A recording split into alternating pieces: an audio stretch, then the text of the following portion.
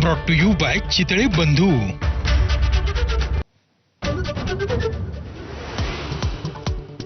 बीडमध्ये मंत्री छगन भुजबळांच्या नेतृत्वात ओबीसी महाएल्गार सभेचे आयोजन। ओबीसी आरक्षणाच्या संरक्षणासाठी भुजबळ पुन्हा एकदा मैदानात। कुणबी प्रमाणपत्राविषयीच्या शासन निर्णयाला आव्हान देणाऱ्या याचिकेवर आज सर्वोच्च न्यायालयात सुनावणी। न्यायालयाच्या निकालाकडे सर्वांचं लक्ष। शरद पवारांच्या राष्ट्रवादीकडून आज राज्यभरात काळी दिवाळी साजरी करणार। सरकारनं जाहीर केलेलं 31,000 कोटींचं पॅकेज म्हणजे बनवाबनवी असल्याचा आरोप।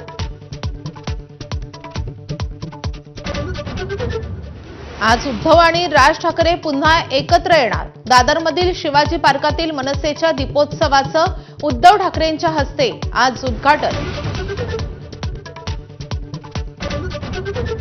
जालन्यात लाचखोर महापालिका आयुक्तांना अटक। संतोष खांडेकरांना 10 लाखांची लाच घेताना रंगेहात पकडलं।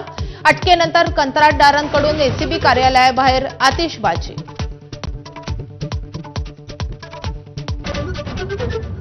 ऐन दिवाळीत अमरावतीचा पाणी पुरवठा आजपासून बंद करण्याचा कंत्राटदारांचा इशारा।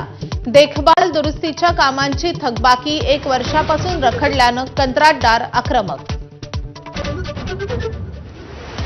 गुजरातच्या राजकारणात मोठी राजकीय उलथापालथ। मुख्यमंत्री वगळता 16 मंत्र्यांचे राजीनामे। आज नव्या मंत्रिमंडळाचा शपथविधी।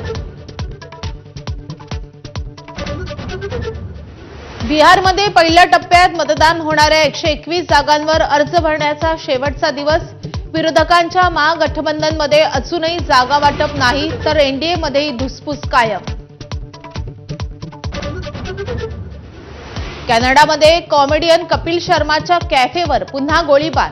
लॉरेन्स बिश्नोई गँगच्या गोल्डी ढिल्लननं घेतली हल्ल्याची जबाबदारी। आतापर्यंत 3 वेळा झालाय गोळीबार। आशिया चषकाची ट्रॉफी भारताला मिळाली नाही, पण स्पर्धेच्या आयोजनामुळे बीसीसीआयला 100 कोटींचा फायदा। एकूण नफा गेला 6,700 कोटींवर। 8 वर्षात बीसीसीआयच्या नफ्यात 10 पटींनी वाढ।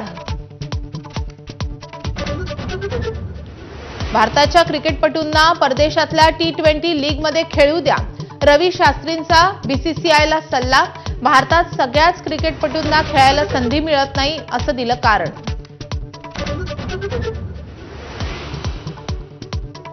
आज दिवाळीच्या पहिल्या दिवशी वसुबारसेला मोठ्या उत्साहात सुरुवात। घरातील गाय आणि वासराचं पूजन करण्याची वर्षानुवर्षांची परंपरा।